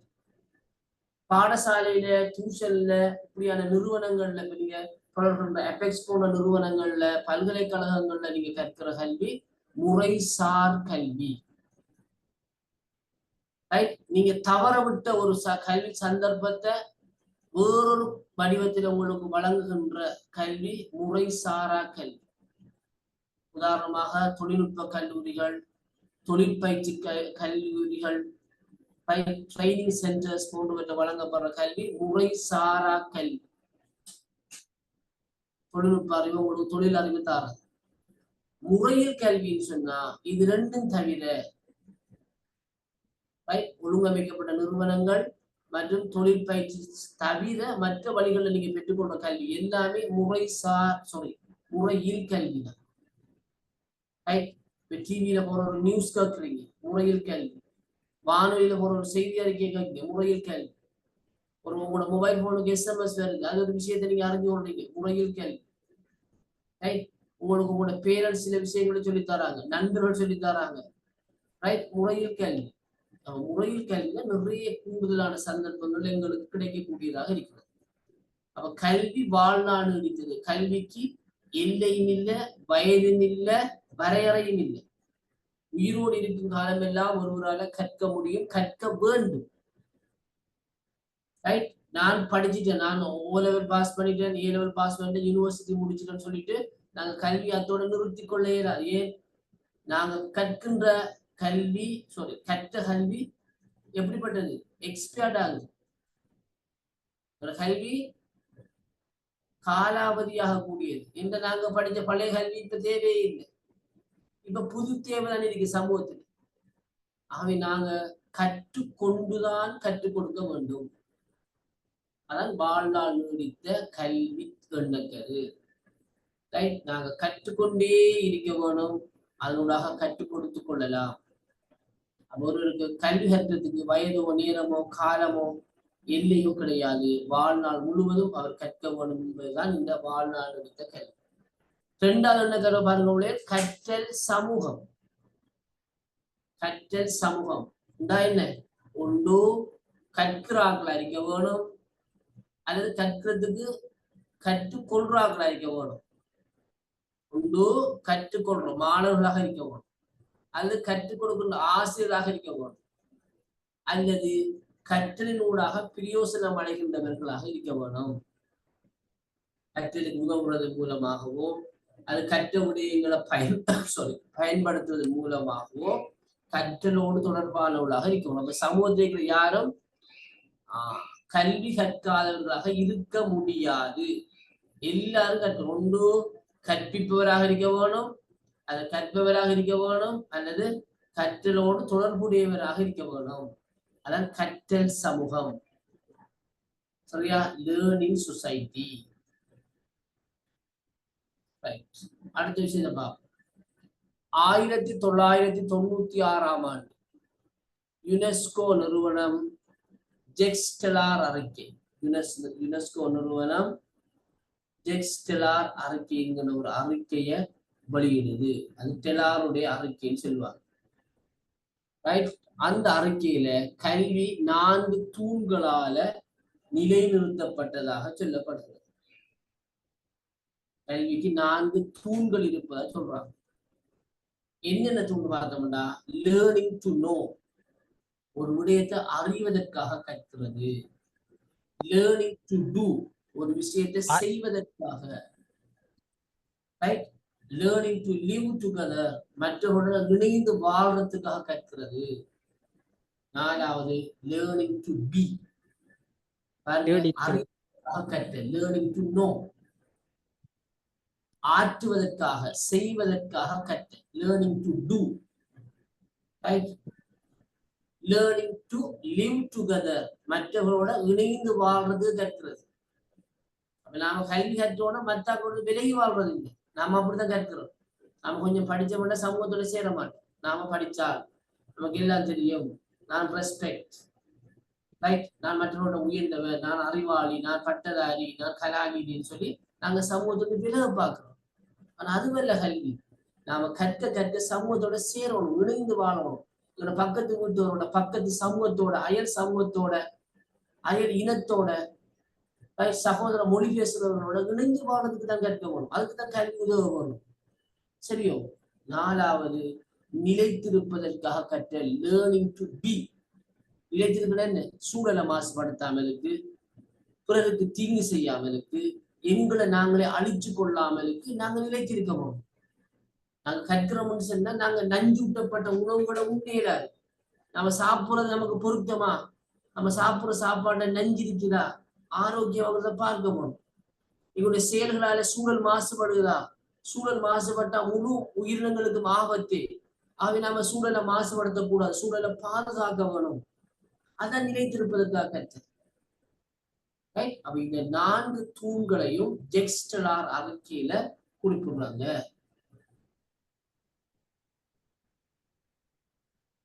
கிளியரா? விளங்குதா? நான் படிக்கிற விளங்குதா? போல சொல்லுங்க. ஓ சார். ஓம் சார். எல்லாரும் சொல்லணும். எல்லாருக்கும் விளங்கிட்டாலும் சரி. டிரெக்ஷன். ஓம் சார். ஏதாவது டவுட் இருந்தா நீங்க கேட்கலாமா? சரி சார். Okay sir. இதுல நம்ம பாக்குற விஷயங்கள் நிறைய உங்களுக்கு இந்த கல்வி சம்பந்தமான போட்டி பரீட்சைகளுக்கும் உதவுமா? ஆசிரியர்களாக இன்னும் நீங்க நியமனம் பெறாத போட்டி பரீட்சைகளுக்கு தோற்று இருந்தா நீங்க இந்த அறிவை பயன்படுத்திக் கொள்ளலாம். உங்களுக்கு சில வேலை யோசனை பண்ணிக்கலாம்.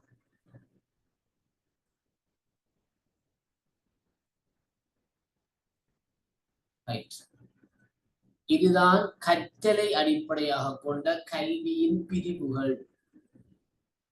கற்றலை அடிப்படையாக கொண்ட கல்வியினுடைய பிரிவுகள். எத்தனை பிரிவு இருக்கு? நான் சொன்ன விஷயம் தான். நம்மளுக்கு 3 இருக்குல்ல. முறைசார் கல்வி, முறையில் கல்வி, முறைசாரா கல்வி. முறைசார் கல்வி, முறையில் கல்வி, முறைசாரா கல்வி.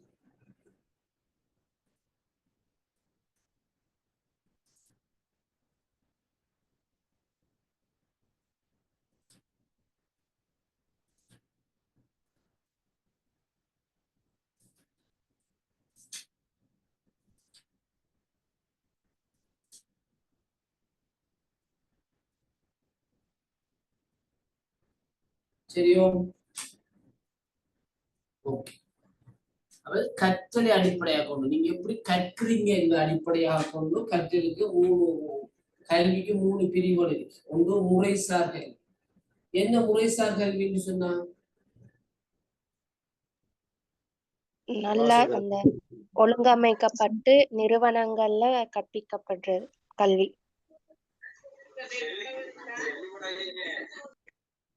Yes, okay.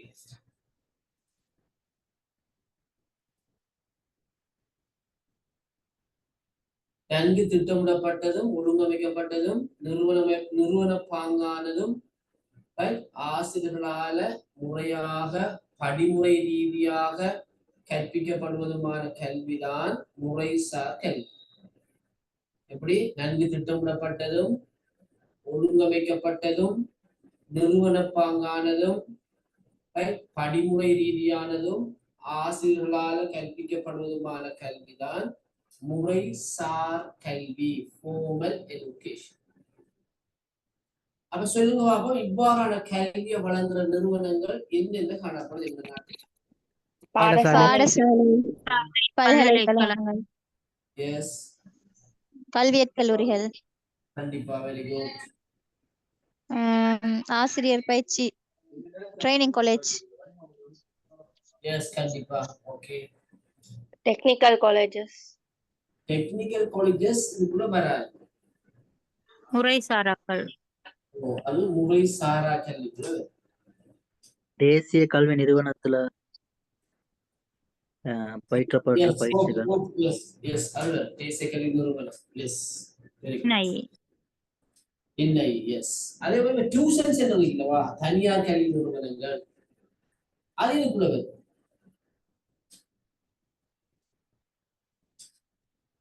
முறைசாரா. நோ, முறைசார் கல்வி. டியூஷன் சென்டர் grade 1 2 3 4 5 எல்லா கிளாஸுக்கும் போய் டியூஷன் நடக்குது, எல்லா கிரேட். அதுவும் முறைசார் கல்வி. அப்ப ஒரு கல்வி முறை சார்ந்ததா முறை சாராததாங்கிறத தீர்மானிக்கிறதுக்கு முன்னாடி அந்த முறைசார் கல்விக்கு சில இயல்புகள் இருக்கு. சார், ஏன் டெக்னிக்கல் காலேஜஸ் வராது? அந்த NEQ லெவல் அந்த டெக்னிக் காலேஜ்ல நடக்கிற கல்விகள் வந்து ஏன் சார் முறைசார் கல்வியில வராது? நல்ல கேள்வி, நல்ல கேள்வி. அதாவது ஒரு குறிப்பிட்ட வயசு அப்படி இல்லைன்னு சார் அதுக்கு. அதான் விஷயம். அதாவது அந்த இதுல என்னன்னு சொன்னோமா, முறைசார் கல்வியில அது இயல்பை பார்க்கக்குள்ள முதலாவது படிமுறை ரீதியான அமைப்பு இருக்கு. கிரேட் 1 2 3 4 அப்படி இருக்கு. நேர சூசி ஒன்று இருக்கும், திட்டமான முறையான பாடத்திட்டம் இருக்கும், நேர சூசி இருக்கும். ஒரு நிறுவனம் வந்து அதை வந்து நடாத்தும். அடுத்தது எளிமையிலிருந்து சிக்கல் நோக்கியதாக. கிரேட் 6 விட 7 கொஞ்சம் ஹார்டா இருக்கு, 7 விட 9 இறுக்கமா இருக்கு. எஸ், இறுக்கமான கட்டுப்பாடு இருக்கு. நாம விரும்பிய நேரத்துக்கு சில நெகிழ்ச்சி இல்லை, நெகிழ்ச்சியற்ற தன்மை காணப்படும், இறுக்கமான தன்மை காணப்படும். ரைட். அடுத்தது ஒழுங்குபடுத்தப்பட்ட ஒரு பாட விதானம், சிலபஸ் இருக்கு. இதனால நாங்க பாடசாலை, பல்கலைக்கழகம், கல்வி கல்லூரி போன்ற நிறுவனங்கள் வந்து நாங்க முறைசார் கல்வி நிறுவனங்கள்னு சொல்றோம். எல்லாரும் கற்கலாம். ஏன் டெக்னிக்கல் காலேஜ் லெவல்ல உள்ளது நாங்க சொல்றது சொன்னால், அதுல முதலாவது விஷயம் வயது வேறுபாடு இல்லை. அதுல பார்ட் டைம் ஃபுல் டைம்ங்கிற அந்த பிளெக்சிபிள் இருக்குது. விரும்பின அந்த கல்வியை தொடரலாம், விரும்பின அதை வந்து விடலாம். ரைட். அடுத்த ஒரு குறிப்பிட்ட ஒரு திறனை மாத்திரம் வழங்குவதை இலக்காக கொண்டு, உதாரணமாக குவான்டிட்டி சர்வரிங் சொன்னா அந்த அந்த என்ன குவான்டிட்டிங்கிறது என்ன, அளவு சம்பந்தப்பட்டதை மட்டும்தான் மதிப்பீடு அளவை எல்லாம் இலகுவாயிருக்கும் என்ன சார்? மதிப்பீடு எல்லாம் இலகுவா எஸ் அந்த அவங்க அந்த டாஸ்க் வந்து அந்த ஒரு ஒரு பொருளை அல்லது அளவை கணிப்புற அந்த முறையை மட்டும்தான் அங்க வந்து மெயின் பண்ணுவாங்க. பாடசாலையில் அப்படி இல்லையா, அங்க வந்து சமயம், மொழி, கணிதம், விஞ்ஞானம் எல்லாமே இருக்கு. இந்த ஒரு சின்ன துறையில மட்டும்தான் ரைட். நாங்க முறைசாரா கல்வி இன்னும் அதனால நாங்க டெக்னிக்கல் காலேஜ நாங்க ஒரு முறைசார் கல்வி நிறுவனமா பாக்குறோம்ல. சார் ஓப்பன் சார் அப்ப university open university sir open சொல்லுங்க. யூனிவர்சிட்டி அதுல வந்து வயது வேறுபாடுகள் இருந்தாலும் முறையான படிமுறை இருக்கிறது, இறுக்கமான கட்டுப்பாடு இருக்குது, மற்ற நிறைய விஷயங்கள் முறைசார் கல்வியோட பண்பு இருப்பதனால அதுவும் முறைசார் கல்வி நிறுவனம் தான். ஆனால் ஓப்பன் யூனிவர்சிட்டியில சில கோர்சஸ் முறைசாரா கல்விக்குரியதாக இருக்கு. தவற விட்டாக்களுக்கான சிலது 2 வகையானது வழங்குறார். சரியா, கிளியரா? அப்ப சார் ஓப்பன் யூனிவர்சிட்டியும் என்விக்யூ லெவல்ல நாங்க கற்கப்படுற கல்வியும் வந்து சார் ரெண்டு சப்ஜெக்ட்களையும் வருமா சார்? முறைசார் ரெண்டுக்களையும் வருமா சார்? ஓப்பன் யூனிவர்சிட்டியில சில கோர்சஸ் முறைசார் கல்விக்குரிய பண்புகளை கொண்டிருக்கு, பல கோர்சஸ் முறைசாரா கல்விக்குரிய பண்புகளை கொண்டிருக்கு. 100% ஓப்பன் யூனிவர்சிட்டி முறைசாரா கல்வி வழங்க நிறுவனம் அல்ல, அதுவும் முறைசார் கல்வியையும் வழங்குது, முறைசாரா கல்வியையும் வழங்குது. உங்களுக்கு தெரியுமா, இப்ப கல்வி அத்தியாபன கலாப்பன்னு சொல்லுவாங்க, என்ன சொல்றது, வலய கல்வி அலுவலகம்.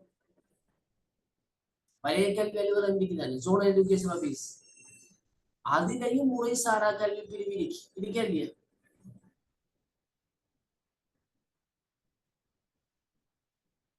அப்ப சார் இப்படியான ஒரு கேள்வி கேட்கும் பொழுது சார் நாங்க எப்படி சார் விடையை மெயின்டைன் பண்ணி எழுதுறது? எஸ், கூடுதலாக ஓப்பன் யூனிவர்சிட்டியில வழங்கப்படுற கல்வி செயற்பாடுகள் முறைசாரா கல்விக்குரிய செயற்பாடுகள்.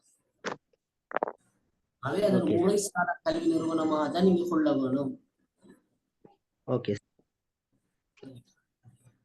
அதுக்காக 100% முறைசாரா கல்வி மட்டும் இல்லை, முறை சார்ந்தது சில இடங்கள்ல இருக்கிறதுங்கிறத சொல்றேன். ஆனா மிக கூடுதலாக இருக்கிற கோர்சஸ் வந்து முறைசாரா கல்விக்குரிய ஏற்படுது. கிளியரா?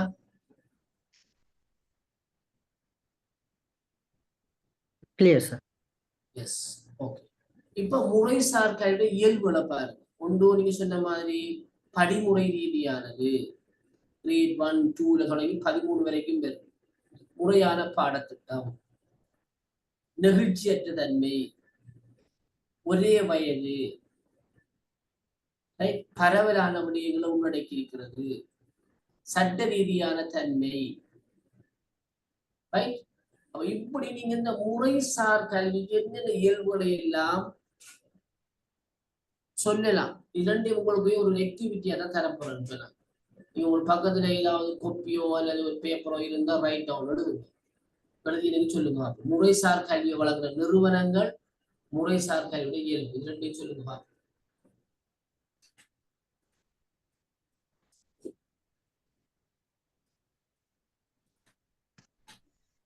முறைசார் கல்விடையா சார்? எஸ், முறைசார் கல்வி. இப்போ உங்களுக்கு ஸ்லைட்ல தெரிஞ்ச விஷயம் நீங்க சொல்லுங்க.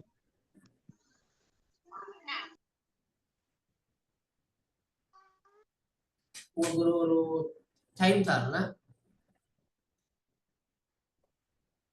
8:05 நேரம், 8:15 கூட சொல்லுங்க. 10 minutes டைம்.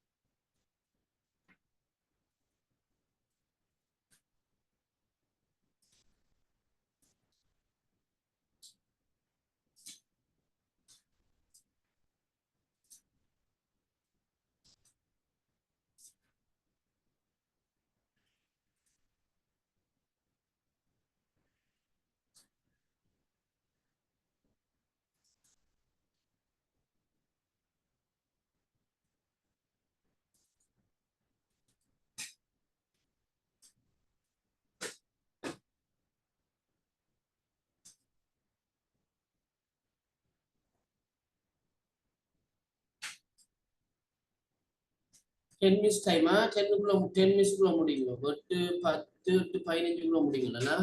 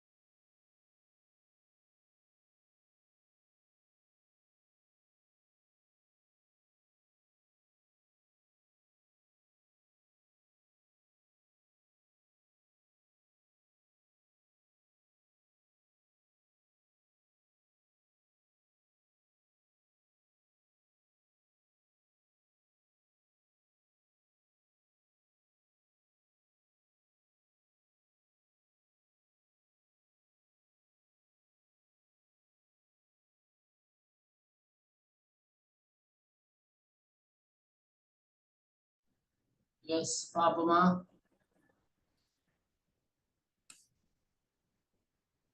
யாரு சொல்லிடும் வாலண்டியரா நீங்களே முன் வந்து? சார், எஸ் சொல்லுமா. முறை சார்ந்த கல்வி என்பது நன்கு திட்டமிட்டப்பட்டதும் ஒழுங்கமைக்கப்பட்டதும் நிறுவனப்பாங்கானதும் படிமுறை ரீதியானதும் ஆசிரியர்களால் கற்பிக்கப்படுவதுமான கல்வி முறை முறைசார் கல்வி எனப்படும். வழங்குற நிறுவனங்கள் வழங்குற நிறுவனங்களாக பாடசாலைகள், பல்கலைக்கழகங்கள், college of education, teacher training centre, என்ஐஆல வழங்கப்படுகின்ற கல்வி, டியூஷன் சென்டர். முறைசார் கல்வி வருமா? முறைசாராவும் இருக்கு என்ன இல்ல, முறைசார் கல்வி. Tuition centre. எஸ், தனியார் கல்வி நிறுவனங்கள், தனியார் பாடசாலைகள், பல்கலைக்கழகங்கள் கூட வரும். இதெல்லாம் முறை சார்ந்த கல்வியை வழங்குகின்ற நிறுவனங்கள் ஆகும். இது இயல்பு சொல்லுங்க. இயல்புகள் இதுக்கு ஒரு நேர சூசி இருக்கும். கண்டிப்பா, வெரி குட். எளிமையிலிருந்து சிக்கலை நோக்கி கற்பித்தல் செயல்முறை நடக்கும். கண்டிப்பா, எஸ். நெகிழ்ச்சி அற்றது. S, okay. கலை திட்டம், நீண்ட கலை திட்டத்தை கொண்டது. கலை திட்டம் இருக்கு, வெரி குட். ஒரே வயது பிரிவினர்கள் இதுல கல்வி, ஒரே வயது மட்டம் கவனத்தில் கொள்ளப்படும். சட்ட ரீதியானது. கற்பித்தல் செயல்முறை பரவல் தன்மையை கொண்டு காணப்படும். ஒரே விஷயத்தை மட்டும் மெயின் பண்ணாம எல்லா விஷயங்களும் உள்ளடக்கப்படும். வேற இந்த வரவு பத்தி சொல்லலுமா சார்? கட்டாயம் வரவு கவனத்தில் கொள்ளப்படும். அதாவது நெகிழ்ச்சி அற்றிருந்துக்குள்ள அது வேற கண்டிப்பா. ஏன்னா இது முழு நேர கல்வியாக இருக்கு, அதான் முக்கியம். பகுதி நேரம் அல்ல, முழு நேர கல்வியாக இருக்கு. இவ்வளவுதான் சார்.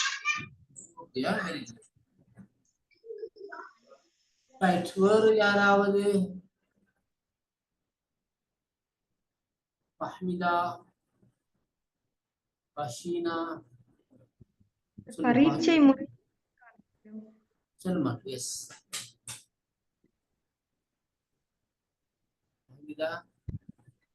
பரீட்சை முறைமைகள். S, very good. கண்டிப்பா வரும். பரீட்சை மையமானது, பரீட்சையை மையமாக கொண்டு அதையும் சேர்த்துக் கொள்ளலாம் இயல்புக்குள்ள. ஓகே, வேறு நீங்க எந்த பகுதிக்குள்ளேயும் சொல்லலாம். இது வரைக்கும் சொல்லலாம், நிறுவனம் சொல்லலாம், இயல்பு சொல்லலாம். சொல்லுங்க பசீனா. குறிக்கோள், உள்ளடக்கம், வழிமுறை ஆகியவற்றின் அடிப்படையில பாடத்திட்டம் வடிவமைக்கப்பட்டிருக்கு. ஓகே சார், இதுல அந்த பிராக்டிகல்களை விட அந்த தியரிக்கு முக்கியத்துவம் கூட கொடுப்பாங்க. எங்களோட நாட்டில் இருந்தாலும் வெளிநாடுகள் அவ்வாறு இல்லையே. வெளிநாடுகள்லயும் பாடசாலைகள்ல இப்ப ஜப்பான், தென்கொரியா போன நாடுகள்ல பிராக்டிக்கல் வைஸாகவும் அங்க நடக்குது.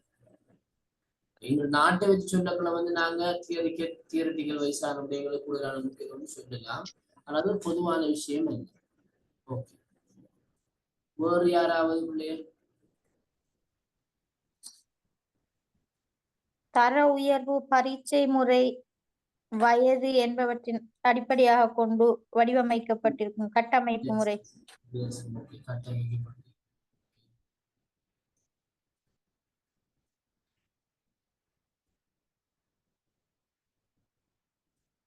உங்களுக்கும் இந்த முறைசார் கல்வியை வழங்குற நிறுவனம், முறைசார் கல்வி இயல்பு கிளியர் இல்லையா? இல்ல டவுட் இருக்குதா யாருக்காவது?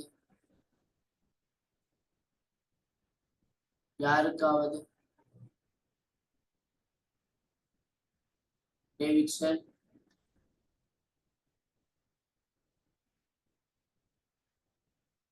யோகன், யாருக்கா டவுட்ஸ் இருக்குதா? இல்ல கிளியரா டேவிட்சன்? கிளியரா?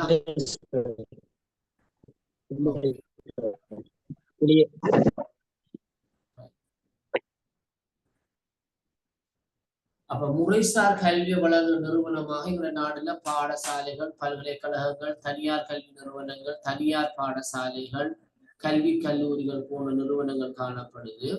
முறைசார் கல்வி இயல்புகளாக நாங்க பின்ன சொன்ன விடயங்களை நாங்க அடையாளப்படுத்தலாம். குறிப்பாக இந்த முறைசார் கல்வி வழங்கும் நிறுவனங்கள்ல நெகிழ்த்தன்மை இல்லை, ஒரு முழு நேர கற்றலாக இருக்கும், முறையான பாட விதானம் பின்பற்றப்படும், முறையான நேர சூழ்ச்சி காணப்படும், படிமுறை ஒழுங்கு காணப்படும், இறுக்கமான சட்ட திட்டங்கள் காணப்படும், மிக பரந்த பாட உள்ளடக்க விடயங்களை கொண்டதாக காணப்படும், திட்டமிட்டதாக இருக்கும், ஒழுங்கமைக்கப்பட்டதாக இருக்கும். ரைட், இவ்வாறு நாங்கள் பல்வேறு இயல்புகளை இந்த முறைசார் கல்வி இயல்புகளை அடையாளப்படுத்தலாம்.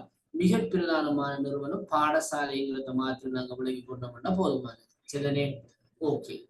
அதே போல 2வது வகை இருக்கிறது முறைசாரா கல்வி.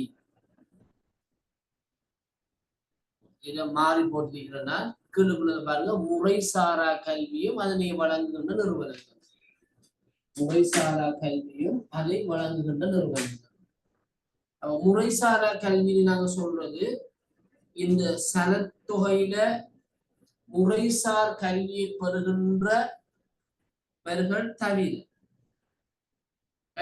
முறைசார் கல்விக்கு புறம்பாக, முறைசார் கல்விக்கு புறம்பாக அந்த பாடசாலையில பல்கலைக்கழகங்கள கல்வி பெற்றுக் கொண்டதற்கு புறம்பாக புறம்பான வகையில் தெரிவு செய்யப்பட்ட யாதேனும் ஒரு கற்றலை விசேடமாக வழங்குவதற்கு, ஒரு கல்வி அவங்களுக்கு விசேடமாக வழங்குவதற்கு நடைமுறைப்படுத்தப்படும் முறைமைப்படுத்தப்பட்ட ஒழுங்கமைப்பே முறைசாரா கல்வியாகும். அப்ப இங்கே ஒரு ஒழுங்கமைப்பு இருக்கும் கண்டிப்பாக. இதுல நல்ல விளையை கொள்ளுங்க, இதுல முறைசார் கல்விக்கு புறம்பாக பாடசாலை, பல்கலைக்கழகம், கல்லூரி போன்ற நிறுவனங்களுக்கு புறம்பாக ஒரு விசேடமான கற்றலை வழங்குறதுக்காக ஒரு முறைமைப்படுத்தப்பட்ட வகையில வழங்கப்படுற கல்விதான் இந்த முறைசாரா கல்வி. ஒரு உதாரணம் சொன்ன மிக தெளிவாக விளங்கும். உதாரணமாக பாடசாலை கல்வி நீங்க முடிச்சிட்டீங்க, அட்வான்ஸ் முடிச்சிட்டீங்க, ஏதாவது ஒரு தொழில் செய்ய வரும். அப்படி யோசிக்க நாம தையல் வேலை செஞ்சா என்ன, டெய்லரிங் செய்வோம்னு சொல்லிட்டு நீங்க ஒரு தையல் கோர்ஸ் வந்து ஃபாலோ பண்றீங்க. தையல் கோர்ஸ் வந்து ஃபாலோ பண்றீங்க. தையல் கோர்ஸ் எங்க ஃபாலோ பண்றீங்க? VTA வச்சுக்கொள்ளும், வொகேஷனல் ட்ரைனிங் அத்தாரிட்டி, என்ன தொழிற்பயிற்சி அதிகார சபையில வந்து நீங்க என்ன செய்யறீங்க, ஒரு தையல் கோர்ஸ் ஃபாலோ பண்றீங்க. இந்த தையல் கோர்ஸ் ஒரு முறைசாரா கல்வி. இதெல்லாம் ஏன் ஒரு விசேட கல்வியை உங்களுக்கு வழங்குறதுக்கு உங்களுக்கு தேவைதான், ஒரு தொழில் செய்யப்படுது. அந்த தொழிலை பெற்றுக்கொள்றதுக்கு, அந்த தொழிலை நீங்க செய்வதற்காக உங்களுக்கு விசேடமாக தேவைப்படுது, இந்த தையல் பயிற்சி தேவைப்படுது. அப்ப இதை வழங்குறது முறைசாரா கல்வி. இப்ப ஆண்கள் நீங்க இருக்கீங்க, அட்வான்ஸ் முடிச்சிட்டீங்க, யூனிவர்சிட்டியோ காலேஜுக்குமே கிடைக்கல, போதாது, அது இன்ட்ரெஸ்ட் இல்லை, நீங்க யோசிக்க மெக்கானிக்கல் ஷாப் வச்சோம்னா என்ன, ஒரு மெக்கானிக் வந்து நிறைய ஒரு நாட்டுல புது வாகனங்கள் இல்லை, புது மோட்டார் பைக் இல்லை, நிறைய எல்லாமே பழுதாகுது. இது நம்ம செஞ்சாலே இந்த தொழில் நிலையத்திற்கு டெக்னிக்கல் கோர்ஸ், ஆட்டோமொபைல் கோர்ஸ் வந்து ஃபாலோ பண்றீங்க, ஒரு 2 இயர்ஸோ 3 இயர்ஸோ. ரைட், அப்ப வாகனத்தை பழுது பார்க்குற சம்பந்தமான முழுமையான பயிற்சி உங்களுக்கு தரப்படுது, நீங்க தொழிலை செய்றீங்க. இதுவும் முறைசாரா கல்வி.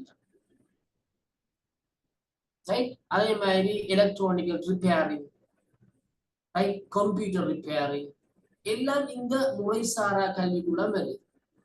இன்னும் ஒரு விஷயத்தையும் சொல்றேன், இப்ப தோட்ட பகுதியில் இருக்கிற மக்கள் வந்து அவங்க பாடசாலை கல்வியை பெறல. உதாரணமா எழுதுற வாசிக்கிற கஷ்டம் அவங்களுக்கு. இப்ப தோட்ட பகுதியில வேலை செய்யறாங்க, தோட்ட தொழிற்சாலைகளை வேலை செய்யறாங்க.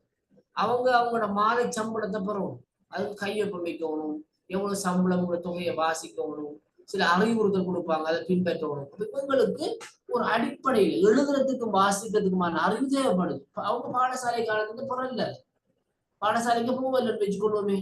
அப்ப இந்த வயோதிப பருவத்துல அவர்களுக்கு எழுதுறதுக்கும் வாசிக்கிறதுக்குமான ஒரு அறிவை ஒரு நிறுவனம், ஒரு தனியார் நிறுவனமோ அல்லது ஒரு அரசாங்கமோ அல்லது ஒரு NGOவோ யாரோ கொடுக்காமன்னு வச்சுக்கொள்வோம். அது கூட என்ன முறைசாரா கல்விதான். விளங்கிட்டா விளங்கலையா சொல்லுங்க. முறைசாரா கல்வி விளங்கிட்டா? விளங்கிட்டு சார். முறைசார் கல்வி முறைமைக்கு புறம்பாக சனத்தொகையில ஒரு பகுதியினருக்கு அவங்களோட தேவைக்காக வழங்கப்படுற கல்விதான் அவருடைய தேவைக்காக வழங்கப்படுற ஒழுங்கமைக்கப்பட்ட கல்வி முக்கியம். ஒழுங்கமைக்கப்பட்டது. ஏன்னா முறையில் கல்வி ஒழுங்கமைக்கப்படாதது. இது ஒழுங்கமைக்கப்பட்ட நிறுவனமயப்படுத்தப்பட்ட கல்விதான் முறைசாரா கல்வி. இந்த வளர்ந்த நிறுவனங்கள் என்னன்னு பார்த்தோம்னா 3 வகையான நிறுவனங்கள் இருக்கு.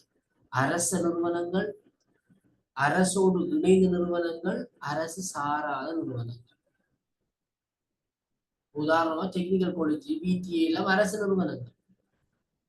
யாராவது ஒரு என்ஜிஓஸ் வந்து ட்ரைனிங் கொடுக்காங்க, அரசு சாரா நிறுவனங்கள். சில நிறுவனங்கள் இருக்கிறது செமி கவர்மெண்ட், அரசும் தனியாரும் சேர்ந்து இயக்குற நிறுவனங்கள். உதாரணமாக நீங்க சொன்ன ஓப்பன் யூனிவர்சிட்டி சில கோர்சஸ் இருக்கு, நீங்க காசு கட்டணும். அரசாங்கமும் பங்களிப்பு செய்யும். அரசோடு இணைந்த நிறுவனங்கள், அரச பல்கலைக்கழகங்கள்லாம் நீங்க கட்டணம் செய்து கற்கவும் இலவச கல்வி இல்லாத இவைகள் தான் இந்த முறைசாரா கல்வியை வழங்குற நிறுவனங்கள்.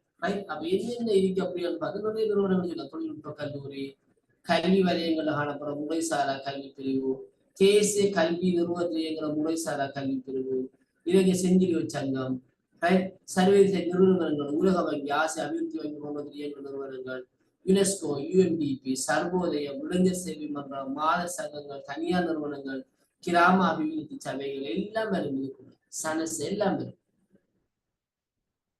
தொழிற்பயிற்சி அதிகார சபை எல்லாம் இருக்கு. அப்ப இந்த முறைசாரா கல்வி இயல்பு பார்த்தோம்னா முதலாவது பாடசாலை முறைமைக்கு புறம்பாச்சு ஏற்படும். பாடசாலை சொல்லுங்க சார். பிரைவேட் யூனிவர்சிட்டியும் அப்ப அந்த அடிப்படையில் இதுக்குள்ள வராதா சார்? இல்லம்மா, பிரைவேட் யூனிவர்சிட்டி வந்து முறையான பாடத்திட்டங்களுக்கு நீண்ட காலம் இலக்குகள் காணப்படுது, பரந்த விஷயம், சட்ட ரீதியானது. முறைசார் கல்விக்குள்ள இது என்னன்னு சொன்னாங்க, முதலாவது விஷயம் ஒரு குறுகிய காலம், ஒரு 3 month அல்லது ஒரு 1 year, ஒரு 6 month கோர்ஸ், ஒரு குறிப்பிட்ட அக்கட தேவைக்கு மட்டும். இப்ப நாங்க டெய்லரிங் செய்ய போறோம், அதுல விருப்பமா இருக்க மட்டும் தான் இதை சேருவாங்க. நாங்க ஆட்டோமொபைல் செய்ய போறோம், அவங்க மட்டும்தான் இதை சேருவாங்க. அடுத்தது இதுல வந்து கூடுதலாக டெக்னிக்ஸ், தொழில்நுட்ப அறிவும் நுணுக்கங்களை நம்மளுக்கு சொல்லி தரப்போம். அறிவில் எங்க படிப்பிக்க மாட்டாங்க, டெக்னிக்கை சொல்லி தருவாங்க. இதைத்தான் கலத்தணும், இதைத்தான் போட்டுறோம், இப்படித்தான் போட்டுறது. கூடுதலான பயிற்சியும் அனுபவங்களும் தான் கிடைக்கும். அதுங்க நிகழ்வு போகும். உங்களோட டைமுக்கு ஏற்ற மாதிரி கொஞ்சம் பிளெக்சிபிளா, நைட் டைம்ல, ஈவினிங்ல, வேலை முடிஞ்சது புறவு, சனி ஞாயிற்றுக்கிழமை ஓய்வு நாட்கள்ல இப்படிதான் இந்த கோர்ஸ் நடக்கும். இதுதான் முறைசாராக்கள். குறுங்காலம், வயது வரையறையில கல்வி பெறுவோர் தேவைக்கேற்ப வழங்கப்படும். உங்களுக்கு டெய்லரிங் தேவைன்னா டெய்லரிங், நெசவுண்டா நெசவு. அடுத்தது இந்த என்னது பேர்ல் அடிக்கிறதுன்னு சொல்லுவாங்க, இந்த அபாயாக்கெல்லாம் பேர்ல் அடிக்கிறதுன்னு சொல்லுவாங்க, அந்த பேர்ல் அடிக்கிறது அப்படி. அடுத்தது பூ வேலை, எம்ப்ளாய். இந்த வேலை எல்லாம் மாறுறது, கேக் செய்யறது, கேக் குக்கரிங் கோர்ஸ் எல்லாமே தான், குக்கரிங் கோர்ஸ் எல்லாமே தான். சார் அப்படின்னா இப்ப இந்த ஓப்பன் யூனிவர்சிட்டில நாங்க இப்ப பிஎஸ்சி ஒன்று செய்யறோம்னா அது வந்து முறை சார்ந்ததுக்குள்ள வரும் அப்படியா சார்? அதான் நான் சொன்னேன், அது முறை சார்ந்ததும் அங்க இருக்கு, முறை சாராததும் இருக்கு. பிஎஸ்சியோ அல்லது சோசியல் சயின்ஸ் பிஏஓ அல்லது பிஇடிஓ எது செய்தாலும் அது முறை சார்ந்தது. முறை சாராதும் இருக்கு. 6 month கோர்ஸ் இருக்கு, சிங்கள கோர்ஸ் இருக்கு, இங்கிலீஷ் கோர்ஸ் இருக்குது, ஸ்போக்கன் இங்கிலீஷ் இருக்குது, ஐடில ஒரு சின்ன ஒரு ஹார்ட்வேர் இருக்குது, அது முறை சாராது.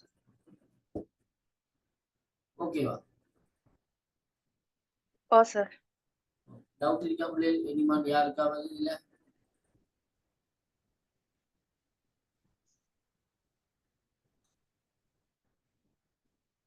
யோகான் இருக்குதா?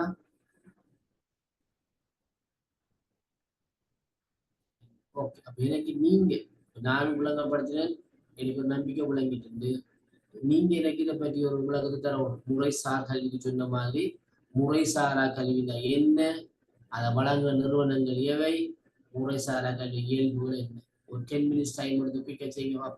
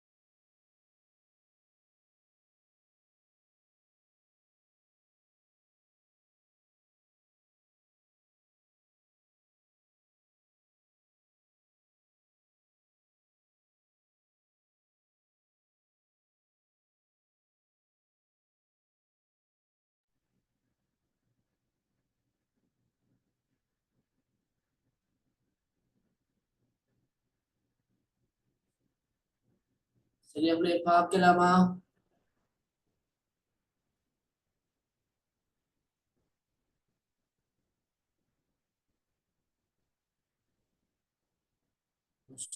ஹாஸ்ட் மாறிட்டு லைன் அவுட் ஆயிட்டு 11 அவுட் ஆயிட்டு திரும்ப வந்திருக்குது.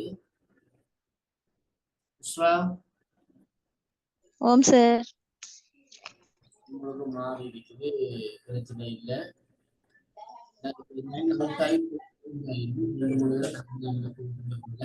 யாராவது கருத்து சொல்லிடுமா கூட அதை முடிக்கலாம். நாங்க சொல்லவா?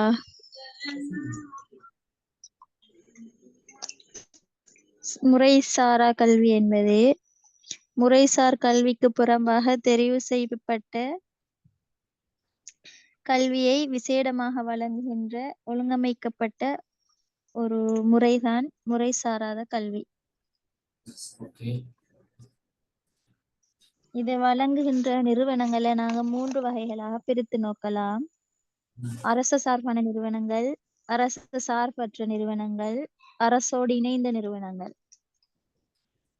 இதுக்கு உதாரணங்களாக திறந்த பல்கலைக்கழகத்தால் வழங்கப்படுகின்ற முறை சாராத கல்வி, வலய கல்வியால் வழங்கப்படுகின்ற முறை சாராத கல்வி, கிராம அபிவிருத்தி சபைகளால் வழங்கப்படுகின்ற முறை சாராத கல்வி, கல்வி அமைச்சுகளால் வழங்கப்படுகின்ற முறை சாராத கல்வி, யுனெஸ்கோ போன்ற நிறுவனங்களால் நடத்தப்படுகின்ற முறை சாராத கல்வி, சமய வழிபாட்டு தலங்களால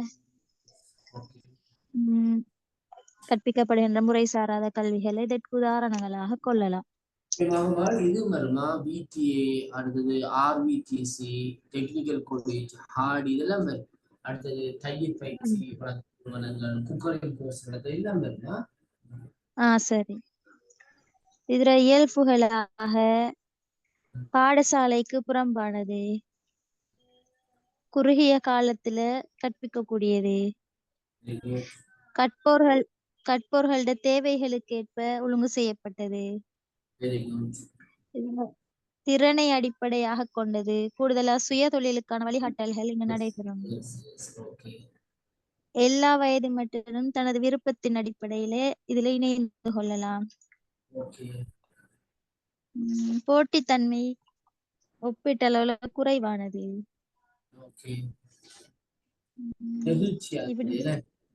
நெகிழ்ச்சியானது, இதெல்லாம் சொல்லலாம்.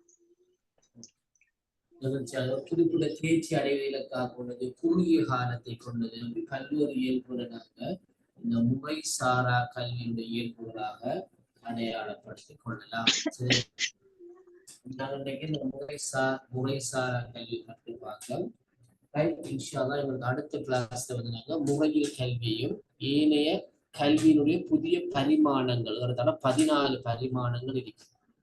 வாழ்நாள் நொடித்த கல்வி, பல்கலாசார கல்வி, சமூக மைய கல்வி, அபிவிருத்தி மைய கல்வி, மீள்நிகழ் கல்வி, திறந்த கல்வி, தொலைக்கல்வி என்று நிறைய கல்வியினுடைய புதிய பரிமாணங்கள் இருக்குது. அது ஒவ்வொன்றையும் இன்ஷால்லா நாங்கள் அடுத்த கிளாஸ்ல பார்ப்போம். சரியானே? இந்த கிளாஸ் என்னோட இணைந்து கொண்டிருந்த எல்லோருக்கும் நன்றி கூறி இந்த கிளாஸ் நான் நிறைவு கொண்டு வரேன். இன்ஷால்லா இன்னொரு கிளாஸ் சந்திப்போம். அஸ்ஸலாமு அலைக்கும், வணக்கம், குட் நைட். வலைக்கும் அஸ்ஸலாம் வரஹ்மத்துல்லாஹி ஜஸாக்கல்லாஹ்.